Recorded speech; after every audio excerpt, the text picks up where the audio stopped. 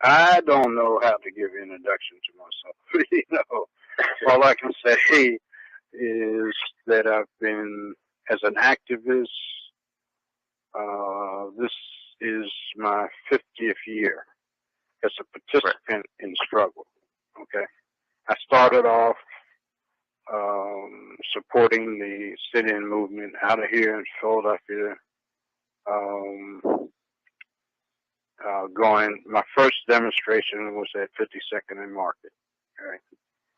And I guess I was going 18, going on 19. And I had been groomed or primed, right, by my father. I moved with my father when I was 16. He was active in the NAACP. He was a supporter of Robert F. Williams, the Robert F. Williams faction who believed in armed self-defense if necessary inside the NAACP. Of course, that faction didn't win, but they were pretty big all over, the country inside of the NAACP. Right. And so, yes, go ahead. And No. when the sit-in movement broke out on February 1st, 1960, as one who had been taught most of my life by either my uncles or my father and elders in the community, I felt that I needed to help try to liberate our people. And so, I became a participant. And I went on to school at Central State College in Wilberforce, Ohio, and continued to be a participant. We were I think it wasn't a branch. It might have been a branch of CORE, the Congress of Racial Equality. I'm not sure. We eventually organized a chapter of CORE on campus, but there were students already demonstrating, and because we could only go to this bowling alley on Wednesdays nights. I never understood why that, and we couldn't go in the rest of the week. And from there, became active in student politics, and was elected the NSA, the National Students Association coordinator, and formed a SDS chapter. Helped form SDS chapter, and SDS was the Students for Democratic Society. It was just forming, and from there we got involved in, I guess, campus politics or a struggle against, an administrator who, was very reactionary. And that led to a vocal struggle because we didn't have any arms, against he brought the Ohio State Patrol on campus. That led to an awareness, and RAM was formed. I was just one of many. And, when this incident occurred, it woke up everybody. So RAM took over the student body, and some of us decided to go back home and see what we could do. And I returned to Philadelphia and ran into several people. One was Stan Daniels, who had a group Philadelphia Action Committee, which had dissolved, and then another was Ethel Azalea Johnson, who had lived next door to Robert Williams, and a sister who had been in RAM, transferred to Temple. Her name was Wanda Marshall. And RAM, started in Philadelphia. It eventually spread, and so I guess the rest is history, And we worked with SNCC, Stokely Carmichael, and Jamil H. Rap Brown, in the early formation of the Black Panther Party, and the rest is history. Okay.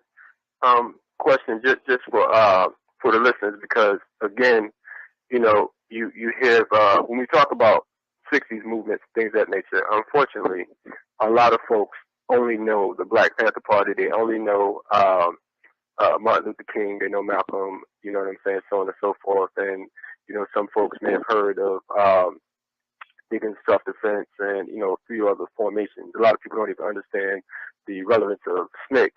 As far as RAM, as far as the Revolutionary Action Movement, can you kind of give a breakdown as to what it was, the purpose, and also what, if possible, the year of the formation, just for historical purposes? Well, RAM started in 1963 in Philadelphia, and what we were trying to do was raise the political consciousness of African Americans that we could not achieve total freedom. At that time, people were talking about freedom, justice, and equality under the capitalist system. Right. We worked on issues, from helping the ministers with the selective boycotts to struggling against racism in the construction industry, which still exists, and other issues, local issues. Other groups or other formations picked up on what we were doing, particularly when we mobilized about 30,000 folks in the spring around the Strawberry Mansion construction site. It was a school being constructed in the heart of the African American community, the inner city, the hood, and African American workers were not being hired other than, just some manual labor, picking up some bricks or something like that. And so we blocked the entrance of the white construction workers to stop the, work. And Frank Rizzo, who was a racist police officer, and I think he was maybe a captain at that time, he had a whole section of racist police. All police are not racist, white or black, but his faction was definitely racist. And they used the flying wedge and, beat Stan and myself, unconscious, and we fought. And they took that footage out of the Eyes on the Prize. They wouldn't show that, in civil rights, because we were fighting. Right. And what happened was we had been known in Philadelphia, and what they did not know was we had relations with Malcolm X, and we called him from the police station. And Malcolm mobilized the whole East Coast to support us. And within a week's time, 30,000 folks, were, like rumbling right down the Strawberry Mansion, Wow. So that So other groups like Herman Ferguson and others picked it up in Queens, New York. Other groups picked it up in Cleveland, Ohio.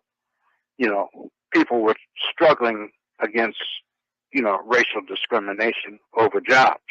Right. Right. You know, and so it spread, you know. It forced Kennedy to talk about affirmative action in the construction industry. You know. Okay. So, okay. No, that right there. Now, when you talk about the whole Strawberry Mansion situation, and mobilizing 30,000 folks, why do you think it is that we don't hear about that today? Because, I mean, to me, that sounds like something that would be massive, especially when you're talking about, you know, the liberation struggle and also, as you said, civil rights from a perspective where you're not just, you know, just getting hit upside the head and taking a seat. Why do you think it is that it's not mentioned at all? And why do you think also that groups like the Revolutionary Action Movement aren't on the tongues and the minds of the youth? Why aren't they being taught? Why isn't it being taught about, you know, by some of these elders? Because they may get ideas to do something about their condition now. So it's just like when I was in school, in high school, right? In junior high school. When I was in high school, they taught us that we were happy under slavery. I mean, that's how ridiculous it was. And we would walk down the street, you know, walking to school. We said, yeah, in no way our ancestors, you know, was happy under slavery. But this is what they would teach. So, you know, I mean, they're not going, you cannot expect the system that oppress you to educate you, to liberate you. Right. All right. And so they're not gonna give you that. You know, like they really don't give you the whole history of Martin and Malcolm. Right? Right. Martin was in opposition to the United States government now. That's what got him killed. You know, I mean, he was against, you know, the Vietnam War. He was talking about a Bill of Rights, you know, for poor people, you know, and was going to shut Washington, D.C. down. That's why, you know, they got him before he got to Washington. So, right. And so, but they're not going to give you that image of Martin. You know, they always give you the image of, I have a dream. Right. The same as with Malcolm, all you get is sound bites. But he was talking about an international power structure. Right? And that it's all interconnected. So, you know, had he lived, he would have, you know, he was going to go to Algeria, you know, in another week. All right. And so, you know, he had invited Che Guevara to a meeting. He had Muhammad Babu, who was a revolutionary leader out of Zanzibar there. Che Guevara couldn't come because they were going to, the anti-Castro Cubans were going to shoot a mortar and bomb the place just to kill Che Guevara.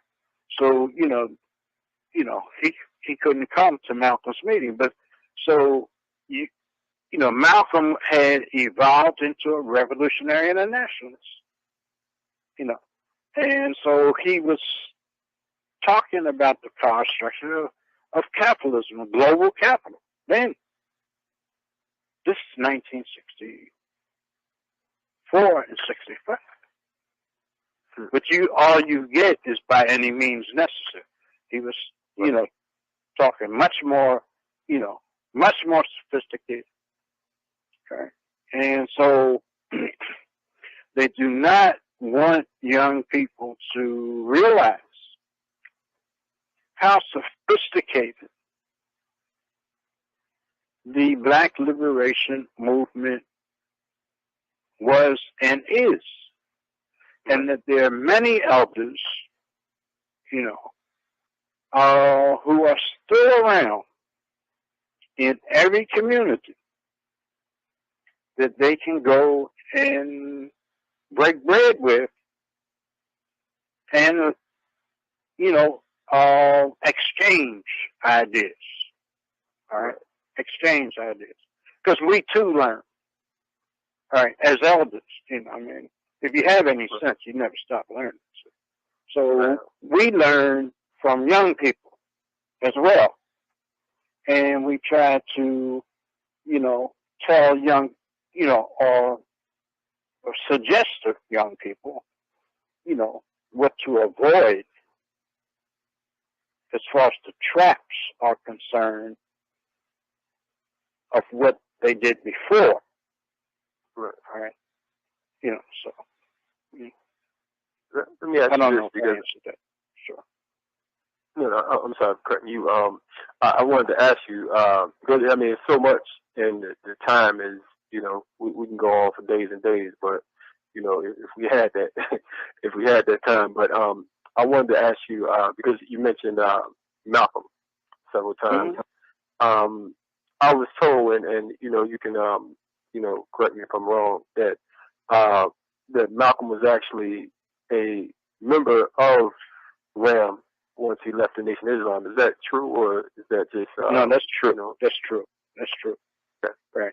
Okay. And Grace Lee Boggs alludes to it, you know, and I don't know if I'm, you know, able, you know, to say who suggested, right?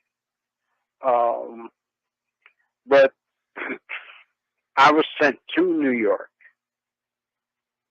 to recruit Malcolm into RAM. And we sat down. We at 22 West Restaurant. I've written about it, and he said, "What do you want me to do?" And he said, "You know, I said, we want you to be our international spokesman." And he said, "Well," and I told him, "We'll give you our documents, and you can break it down, put it in your words," which he did. And he was the best that I've seen of breaking it down, you know. And he said, "Well, it has to be secret because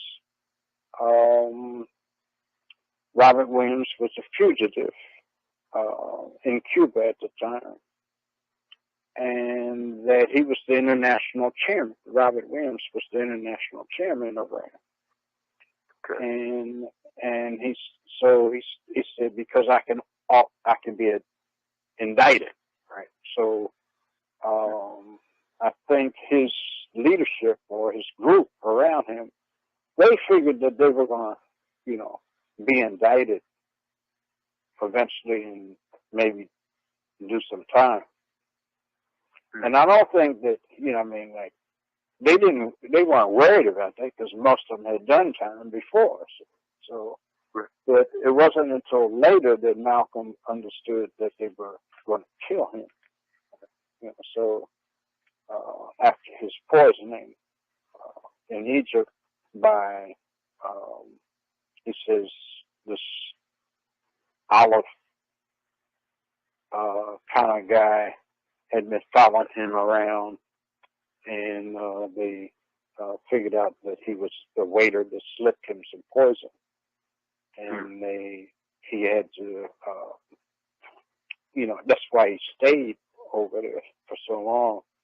They pumped his stomach. And they said he had enough poison in him to kill 10 men, but spiritually, I guess, you know, he was, you know, pure and survived, you know, I mean, you know, for the length of time that he did. But, you know, he would get up in meetings and he would hold up our journal. He said, "Black, you know, this is my journal, Black America," you know, There'll be people outside after it's, selling it. And, people didn't know, and he took it to Africa, with him. Right. Yeah. That's good.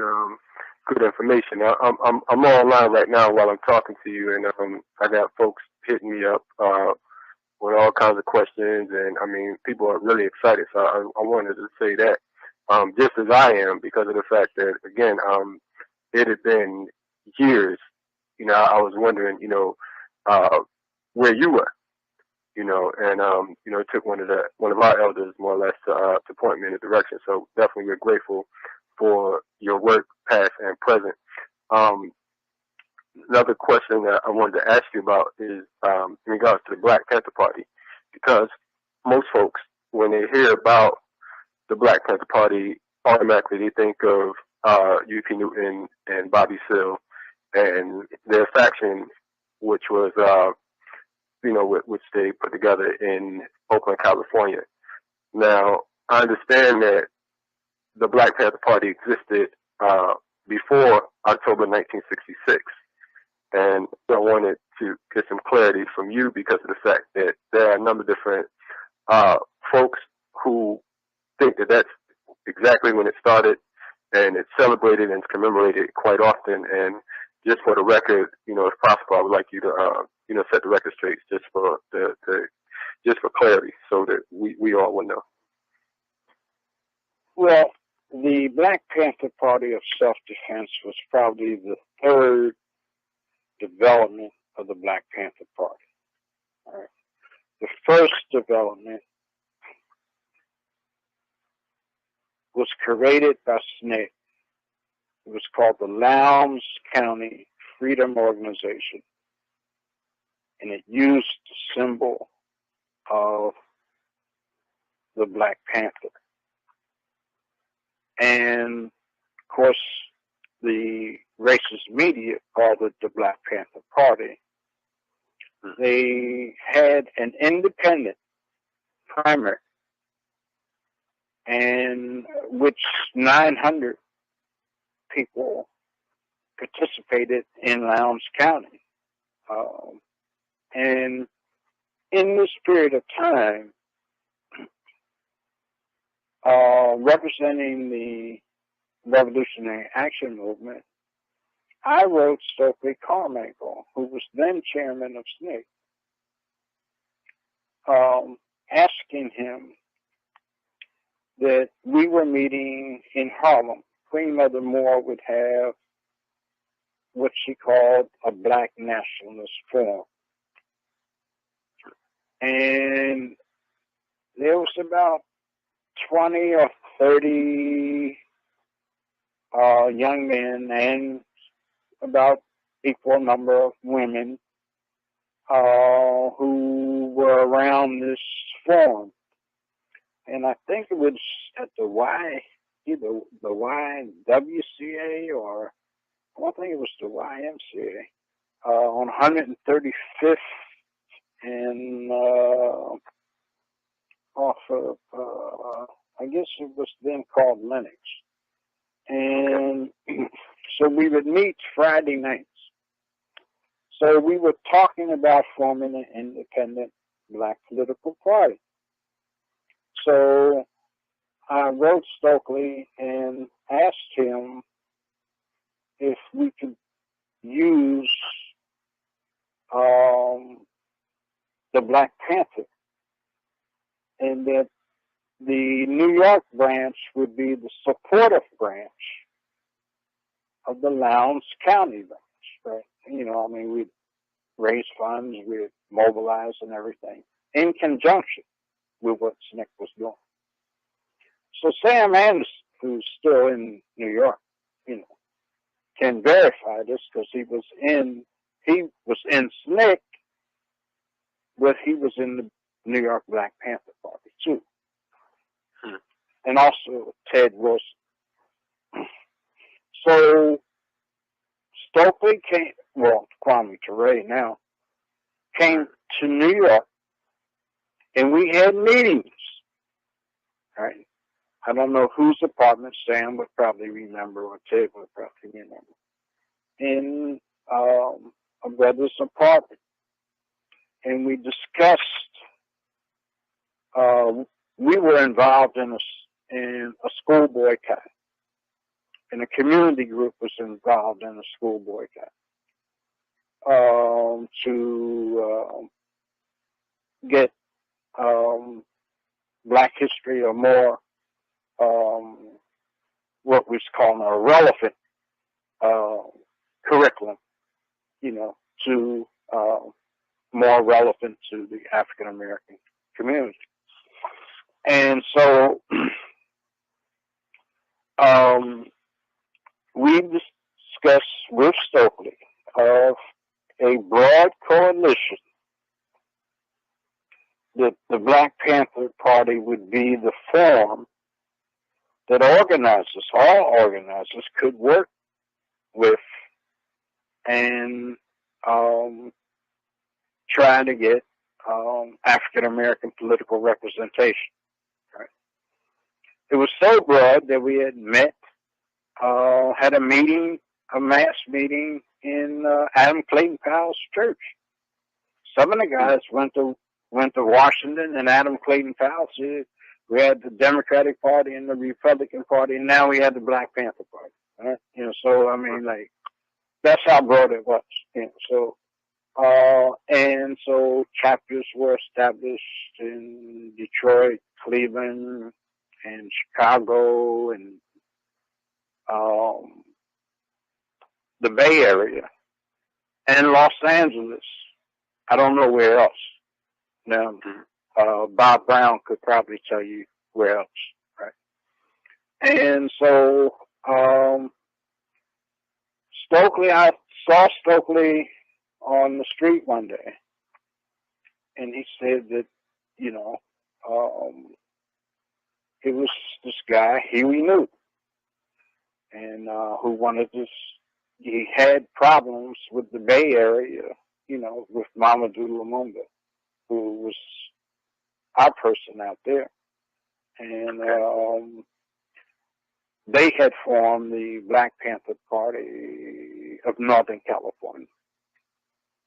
And so he and Bobby, formed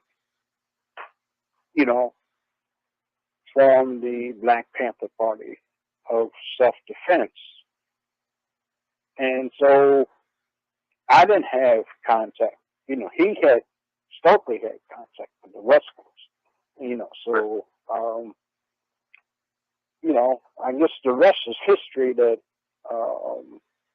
we had near shootouts from what I found out later. And so the Northern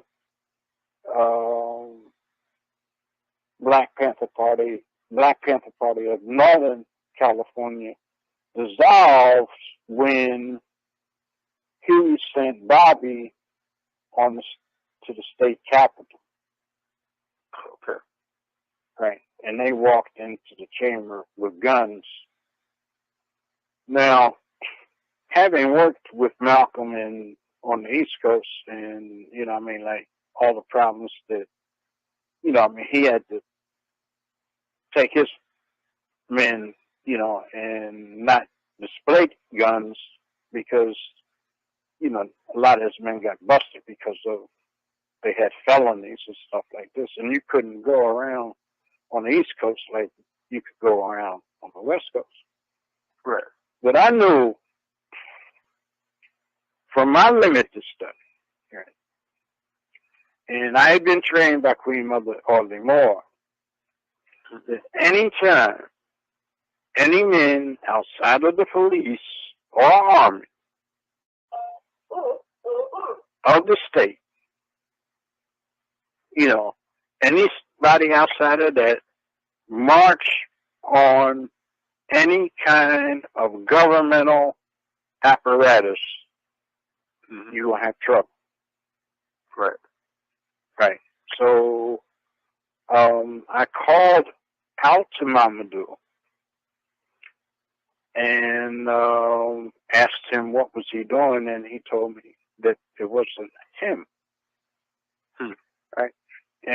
so I suggested to him to cease functioning publicly as the Black Panther Party of Northern California. Okay. So it's a tactical move. Yeah, right. So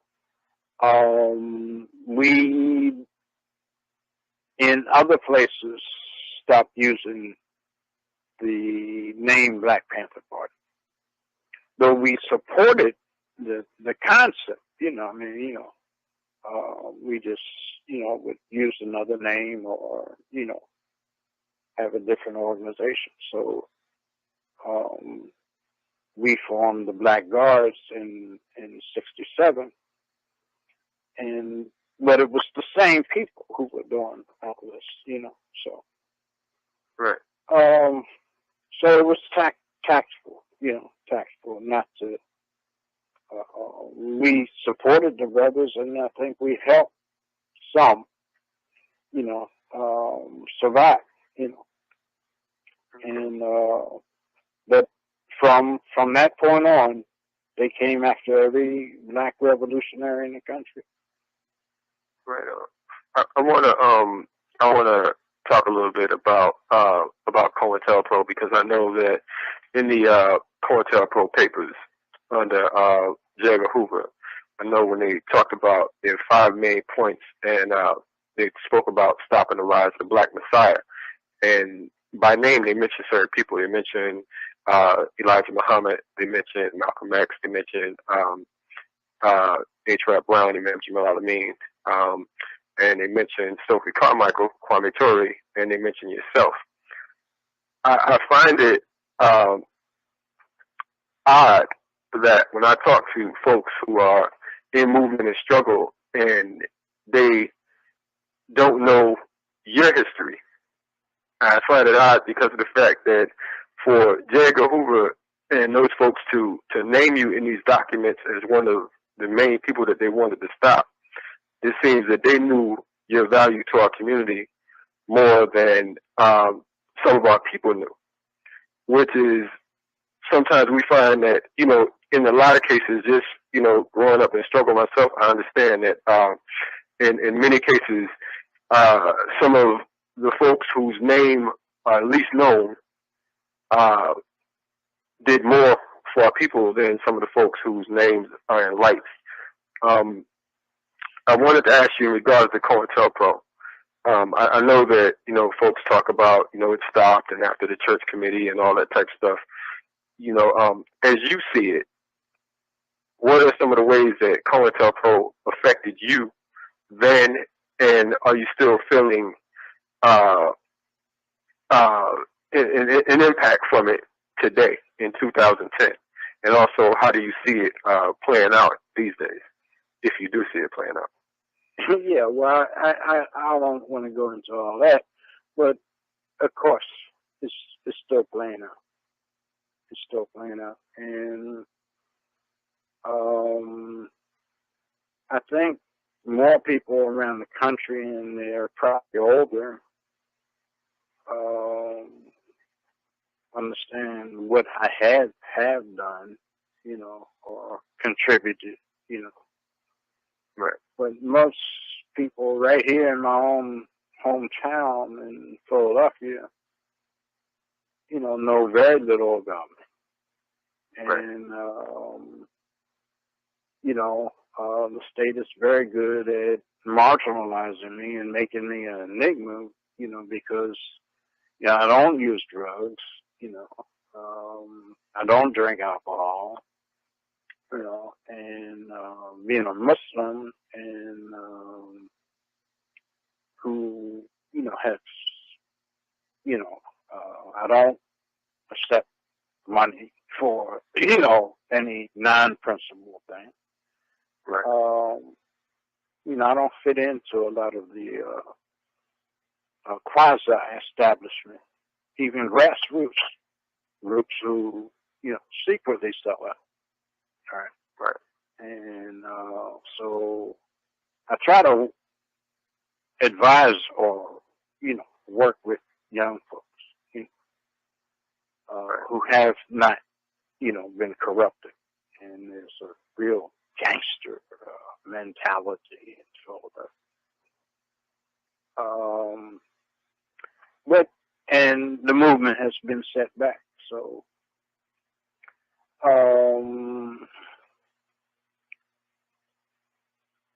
I have an extended family, and that's what keeps me going. My own personal family has been wrecked,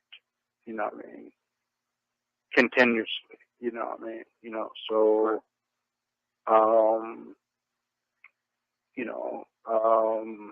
I'm not one who necessarily,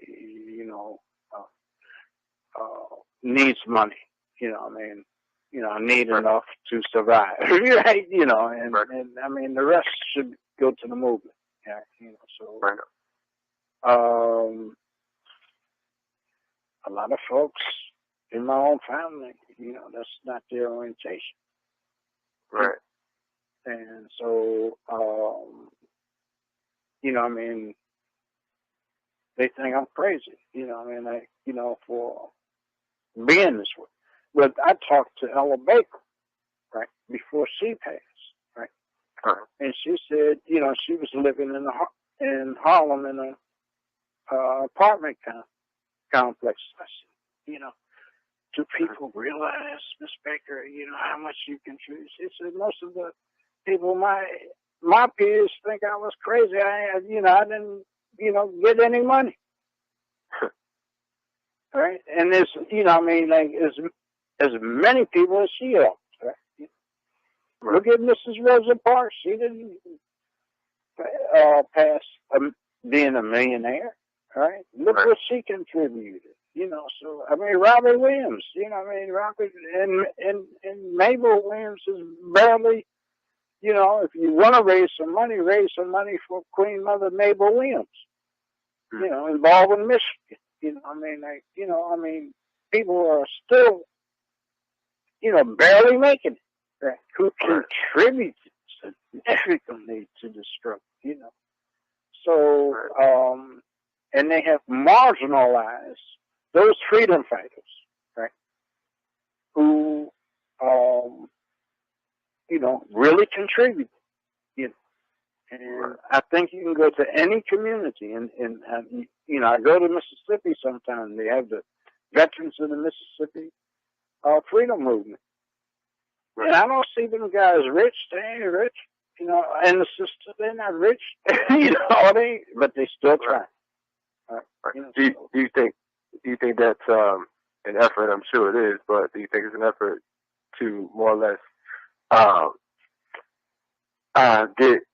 throw the youth off course? Because right now with capitalism, they teach you just get money and die trying or whatever, quote unquote. Right. What I mean? Sure. Yeah.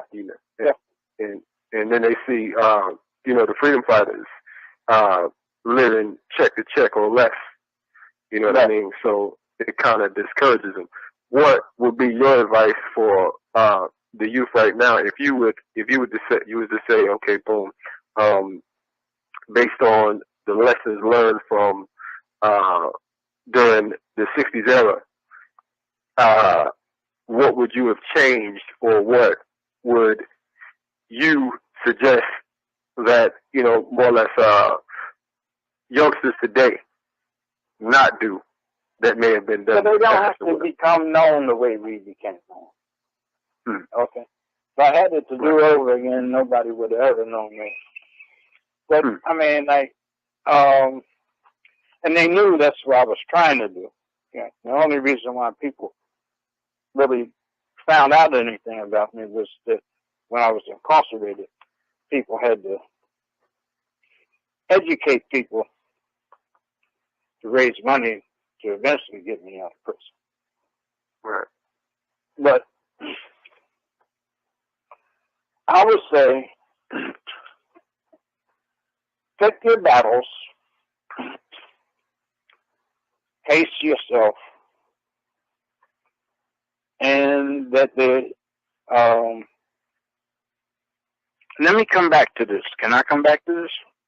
Right. I need to be excused for a second, all right? No problem. Okay.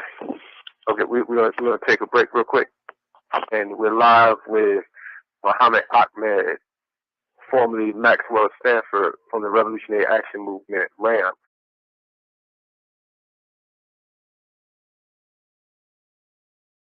May appear a confusing blur of activity, each ant doing its own thing, but it can't be. Somehow the ants coordinate their actions so that large insects are overwhelmed, killed and carried back to the base. Peers is dying and my people are suffering. The money's still low, you should see how they budgeting. Watch what comes out your mouth. People are suffering. It's elementary, they want us all gone eventually. Peers is dying, people are suffering. The money's still low, you should see how they budgeting. Peers is dying and my people are suffering. Cause the money's still low, they want us all gone eventually. I swear to God, living in this economy's like a robbery. The government taxing me when they owe me for my property. You niggas act like you happy to live in poverty. When I feel like a king, they gotta make these fools acknowledge me. I'm royalty and loyal to the feeling of it. The contrast make it look thuggish. We talk, walk, and look ruggish. Naturally, nothing sad to see. We all a part of this tragedy. I'm mad at you, so why you mad at me? We headed for the times of the 9, watch out 6. Sun cycle on the rise, moon cycle out the mix. Living on this planet of the snakes and the crucifix. Pardon self as I unk my way through, marching with my A-boom boom, making my debut. Like great balls of fire, nothing could save you. In these replenishing times, I honor my dead, making my ancestors proud when it's off with your head. Does my pencil possess potential to change mentals? Yes. Show what you pen in this pack with the essential less. What is essential to keep it as sharp as a ginsel? Yes. What is essential to keep it like a temple? Blast, alter the temple, keeping the beat simple and fresh. While they whimper and rest, I'm intuition like the simplest gas. Into tradition, I'm on a mission until I transition to give the up and coming a better existence. I seen a reggae scorn reaching for a point or two. The older we get, it switches up the point of view. And they anointed you, leader of the free world. Desolate minds refined to the B-girl. The most benevolent is evident who I be. Graffiti on the wall, the crew, Drew Ali. Zoo to our key, shifting on the paradigm. Raise the vibration, then go prepare the mind. Define magnificent red gem, dig deep. The omnipotent, all-seeing, I just peep. The game plan, I pray for niggas, amen. Fat Sharpie, spray can, I'm made man. With suede vans, no street skate, no beat taking. For Pete's sake, he's a beast quaking, the scene shaking. No mistaking, the ants conquer the elephants. FTP, RBG, the rest of elephants.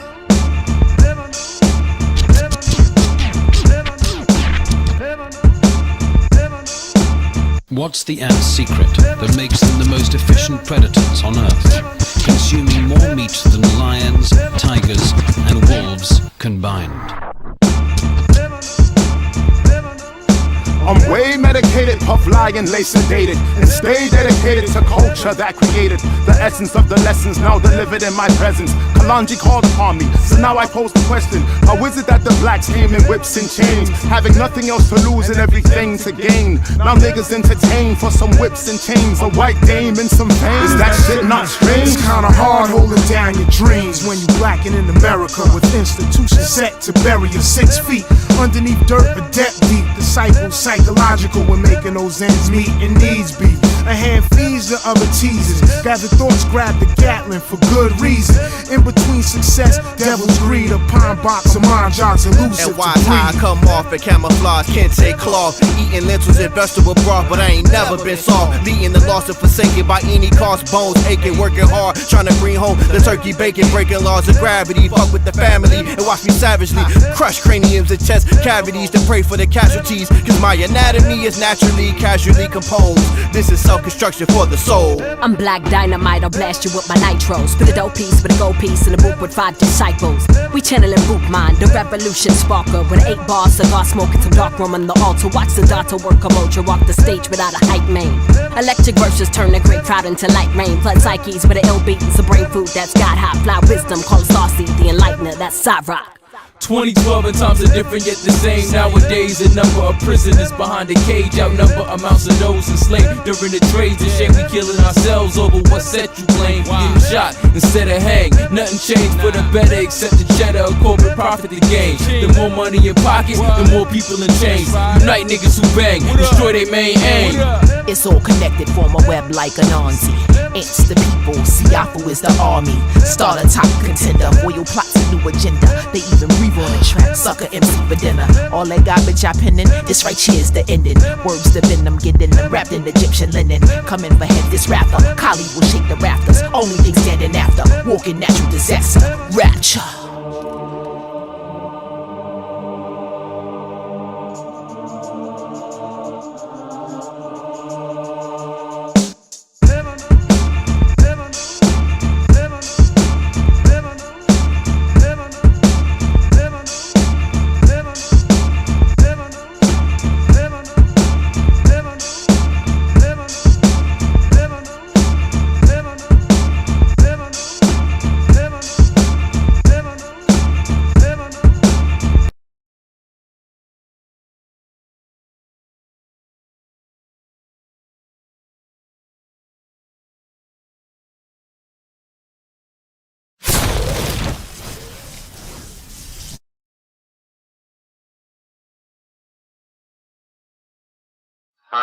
Your brother Kalonji Jamachenga of the FTP movement, and we're live and direct with a man with a plan, none other than Muhammad Ahmed, formerly known as Maxwell Stanford from RAM, the Revolutionary Action Movement, amongst other formations. How you doing, brother? We back live, or how you feeling right now? Oh, fine, brother. Fine. Okay, right on, right on. I know we had mentioned before we went to a break a few steps back. You were mentioning Queen Mother Moore. I understand that you had a good relationship with Queen Mother Moore. Can you, for folks who don't know who Queen Mother Moore is, because there are some folks that are listening right now that I know personally that are somewhat apolitical, but they're interested in learning as much as possible, and they're hitting me up right now. Can you give us a little briefing on who Queen Mother Moore was and who she was to you and who she is to you? Well, Queen Mother Moore became active in the Garvey movement in the 1920s. She and her two sisters moved from Louisiana to New York, eventually to New York. They traveled around the country. And then Queen Mother Moore joined the American Communist Party and was a leader in the New York division of the American Communist Party, and especially Harlem. And in 1950, she resigned from the American Communist Party, and she taught us that she felt that the real communists had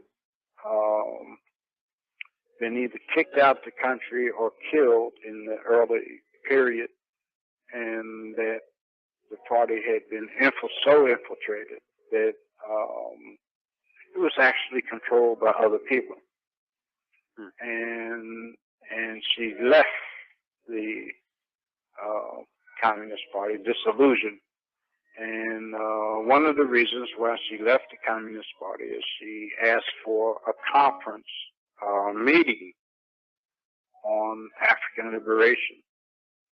And they had her wait, and this is a African American woman, a black woman now. They had her wait for 5 hours in an alley in Harlem. And she said after 5 hours, she realized that they weren't going to, they weren't serious about, discussing it with her. Went home and threw up. And her younger sister, Eloise, nursed her back to health. And she then became active in the nationalist movement. Well, it just so happens that Queen Mother was in Philadelphia at the time that we were organizing. And that Azalea Johnson, who had been Robert F. Williams and Mabel Williams' co-worker, who had lived next door to Robert and Mabel, who developed us. I mean, that's why we developed so fast, was because of Azali. You know, she sat on the Central Committee. I mean, you know, and advised us. You know, and so she was in a study group with Queen Mother Moore, and we would go over to Queen Mother Moore's house. First, I was scared to death of Queen Mother, you know. And, yeah, I was, you know, I mean, because that, I had been programmed, you know, by this society that communists could manipulate your mind, right? You know, so Right. and I didn't have nothing to do with Queen Mother because she had been in the Communist Party, right? You know. Right. And Queen Mother, you know, like, I don't know if she would be devilish or, you know, I mean, like, or if she was sincere, but, you know, we'd be in a group after the meeting in a house, and she said, darling, you're the one I want. And I say, I'd tell her, come on, let's go. Right. You know, I'd be going, right? But, you know, but Queen Mother said, anytime that you want to come by, my study, the window in my study on our porch is open. All you have to do is raise it, you know, and come in. I don't know why she told me. So one day I was walking past Queen Mother's house. Something say, go and see if the window's open. I opened the window, went in. Queen Mother had newspaper clippings from 1933 to the present, all laid out chronologically, right? You know, on the floor. Wow. So I just, you know, I mean, this was history. I mean, you know, like, I mean, it just blew me away. I stayed there hours. I ended up staying the whole weekend with Queen Mother, right?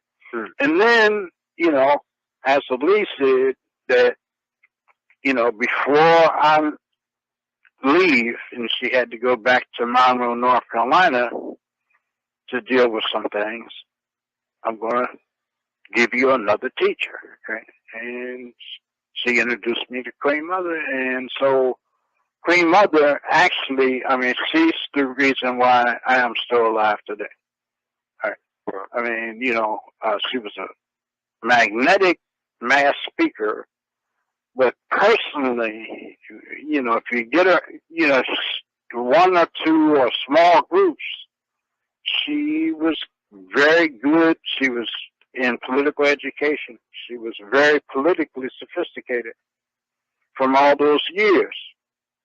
And she would give us material to study, and, you know, so she became my second mother.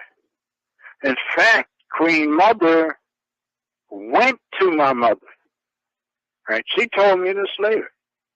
She went to my mother and told my mother about me. I don't know, you know, I mean, my mother never really talked about the conversation, and that's all that Queen Mother told me, but I know that when the feds came to question my mother, that my mother chased the feds out of the house. Right? So whatever Queen Mother had said was effective, right? You know, so, right. And so she nurtured me, and, you know, I would bring people to her, and people would visit her. You know, I mean, women would come, you know, spend weekends with Queen Mother, and, yeah, I mean, she nurtured a whole generation. You know, I mean, Wow. Yeah. Wow. That right there. I have, like I said, I'm getting, you know, we're running out of time, but I'm getting so many emails and Facebook messages, and they're hitting us up on our site right now, which is great because folks are listening. And I know that any question. Oh well, I guess we're out of time. But you know, if folks had any questions, I would, you know, right. I'm gonna. Well, I'm gonna ask you one that this brother I just see hit me up with. And I mean, if you can answer that within 3 minutes, if possible. Okay. He wanted to. He asked me to ask you to define revolutionary black nationalism from your definition or your perspective, more? Well, revolutionary black nationalism is, I would say, I would call it revolutionary African American internationalism in this point in time, because it's about that of uniting or working to organize the working class of the African American community, which 90% of us are workers, and mobilizing, organizing, mobilizing, and educating, politically educating the working class to develop the indigenous leadership that's already there, right? And to, if possible, form mass organizations or mass membership organizations, eventually of people that you groom or create a process that you bring that indigenous leadership forth and work with them. All right. And so that's the concept of revolutionary black nationalism, is that you're working with your people. If you're African American, you know, you're working with African Americans, and African Americans, we have found over the last 50 years, you know, work better with African Americans, right? Just as Hispanics work better with Hispanics, right? That doesn't mean you don't like Hispanics, right? You know what I mean? Like, you know, I don't know Spanish as good as Hispanics, you know. I can just, so you are familiar with your conditions, so you work with your people, right, to unite with other people once you get organized. All right? And Malcolm said the problem is we work with other people before we get organized. All right? So he said there can't be any working class solidarity until there's first black unity. That doesn't mean there's everybody in the black community you won't be able to unite with, but you can unite with the majority that's living poor. All right? And the ability to organize them. So, you know, and when you look at, if you go around the world, you look at the conditions that the black working class lives under, it is similar that people all around the whole third world, you know, or Africa, Asia, and Latin America live. All right, you know, so it means we're in unity with them. Doesn't mean that we don't like white workers. Right. The white workers got to find out that we're not the enemy, you know, and when they're willing to unite with us, we'll unite with them. You know, right? No, whoever. Right. You know? Right. Yeah. So I don't know if that makes any sense. No, it makes a whole lot of sense. You know, like Imam Jamil said, if you can't beat yourself, you can't beat nobody else. Right. You know, so I definitely dig that. Unfortunately, our time is about up. We got like a minute left.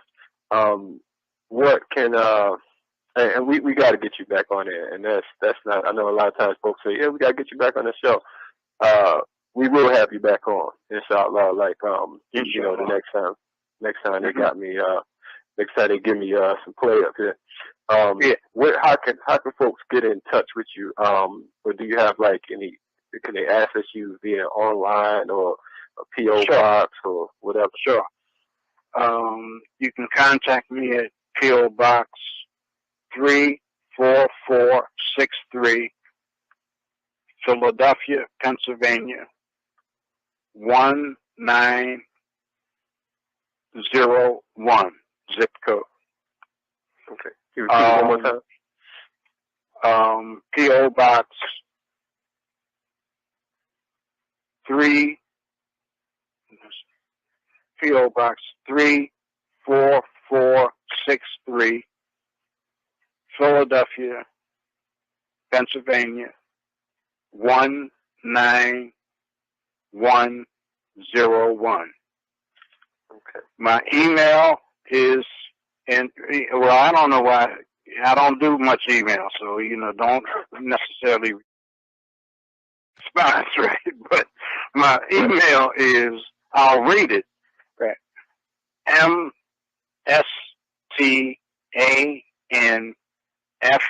MSTANFRD at Temple, TEMPLE.edu.